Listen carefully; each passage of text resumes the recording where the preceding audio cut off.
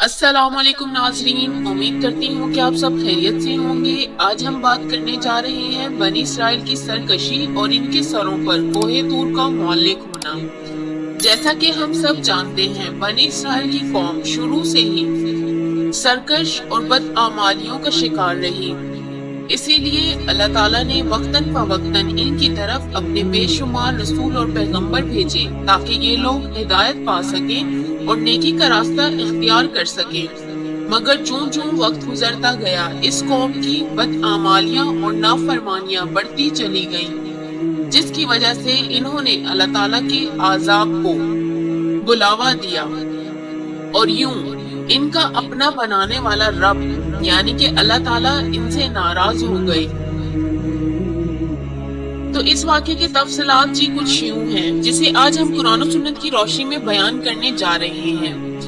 جب فرعون اللہ تعالیٰ کے حکم سے غرق ہو چکا اور ساتھ ہی سامری، جو بظاہر تو حضرت موسیٰ علیہ السلام پر ایمان لایا تھا، مگر حضرت موسیٰ علیہ السلام کے کوہ طور پر جانے کے بعد اس نے بنی اسرائیل کے لوگوں کو گمراہ کیا اور سونے کا ایک بچڑا تیار کیا تاکہ لوگ اس کی پوجا کر سکیں، جس کی وجہ سے حضرت موسیٰ علیہ السلام نے سامری کو بد-دعا دی اور اللہ تعالیٰ نے سامری پر سزا کے طور پر اپنا عذاب نازل فرمایا۔ یوں جب فرعون اور سامری کا انجام مکمل ہو چکا تو حضرت موسیٰ علیہ السلام نے اس کے بنائے ہوئے بچڑے کو جلا کر دریا میں پھینک دیا، اور پھر حضرت موسیٰ علیہ السلام پر کوہ طور کی راتوں میں اللہ تعالیٰ نے تورات کو نازل کیا تھا۔ پھر اس سارے معاملے کے بعد حضرت موسیٰ علیہ السلام نے تورات سے درس و تدریس شروع کی، تو بنی اسرائیل ایک مرتبہ پھر ہیلے بہانے کرنے لگے اور بولے، اے موسیٰ علیہ السلام، ہم یہ کیسے یقین کر لیں کہ یہ اللہ کا کلام ہے؟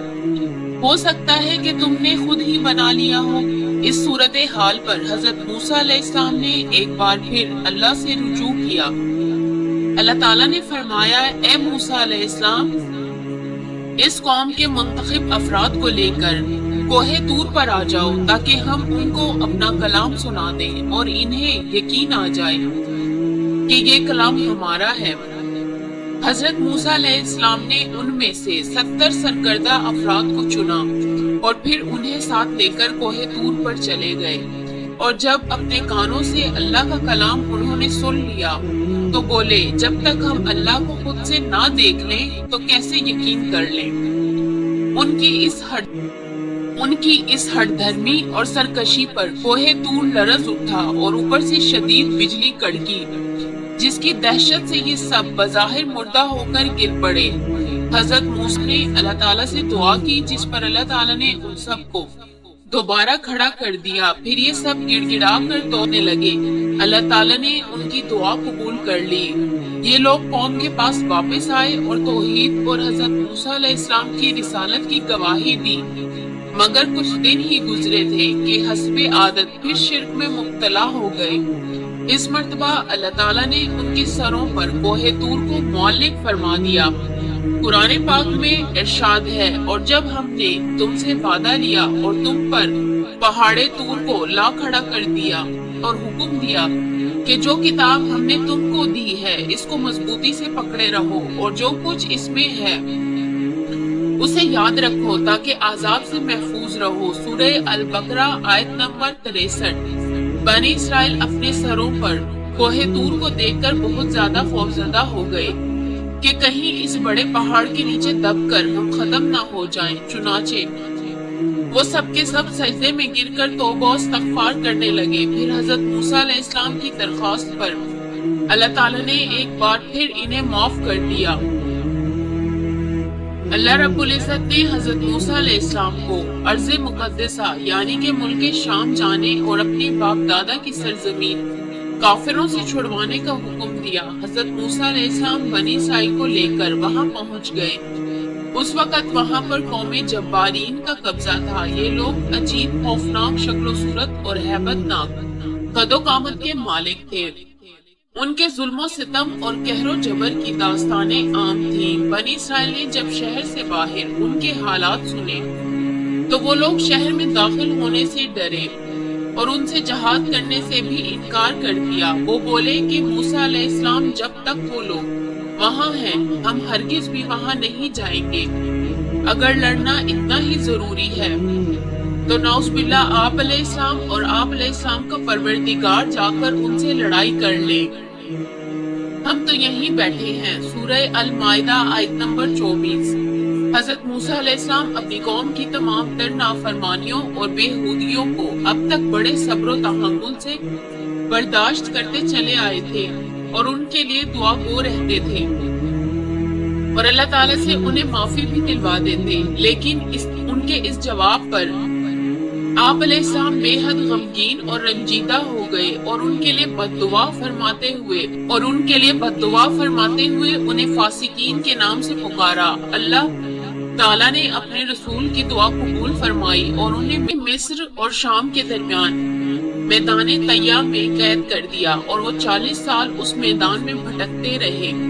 حضرت موسیٰ علیہ السلام اور حضرت ہارون علیہ السلام بھی ان کے ساتھ تھے، جو ان کی غلطیوں اور نافرمانیوں پر اللہ تعالیٰ سے معافی طلب کرتے رہتے، جس کی برکت سے سزا کے دوران بھی اللہ تعالیٰ کی نعمتیں ان پر برستی رہی۔ انہوں نے حضرت موسیٰ علیہ السلام سے جب دھوپ کی شکایت کی تو آپ علیہ السلام کی دعا سے ان کے سروں پر ابر کا سایہ کر دیا گیا۔ پھر بھوک کی شکایت کی تو حضرت موسیٰ علیہ السلام کی دعا سے اللہ تعالیٰ نے من و سلوہ نازل فرما دیا۔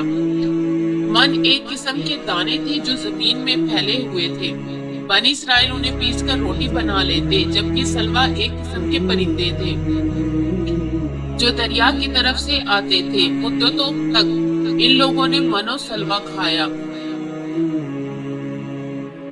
ان کے کپڑے میلے ہوتے اور نہ ہی پھٹتے۔ جب ان کو پانی کی حاجت ہوئی تو وہ بھی عطا کر دیا گیا۔ اللہ تعالیٰ نے فرمایا، اور جب موسیٰ علیہ السلام نے اپنی قوم کے لیے پانی مانگا تو ہم نے کہا کہ اپنی لاٹھی پتھر پر مارو۔ انہوں نے لاٹھی ماری تو اس میں سے 12 چشمے پھوٹ نکلے اور تمام لوگوں نے اپنا اپنا گھاٹ معلوم کر کے پانی پی لیا۔ ہم نے حکم دیا کہ اللہ کی عطا فرمائی ہوئی روزی کھاؤ اور پیو، مگر زمین پر فساد نہ کرتے پھرو۔ سورہ البقرہ آیت نمبر 60۔ بنی اسرائیل نے حسب عادت نعمت خداوندی کی ناشکری کرتے ہوئے ادنا چیزوں کی فرمائش کر دی۔ ارشاد ہے، اور جب تم نے کہا کہ اے موسیٰ علیہ السلام ہم سے ایک قسم کے کھانے پر ہرگز بھی صبر نہ ہو سکے گا، اس لیے اپنے رب سے دعا کیجئے کہ وہ ہمیں زمین کی پیداوار یعنی کہ ساگ، ککڑی، گیہوں، مسور اور پیاز دے۔ آپ علیہ السلام نے فرمایا، بہتر چیز کے بدلے ادنا چیز کیوں طلب کرتے ہو؟ سورہ البقرہ آیت نمبر 61۔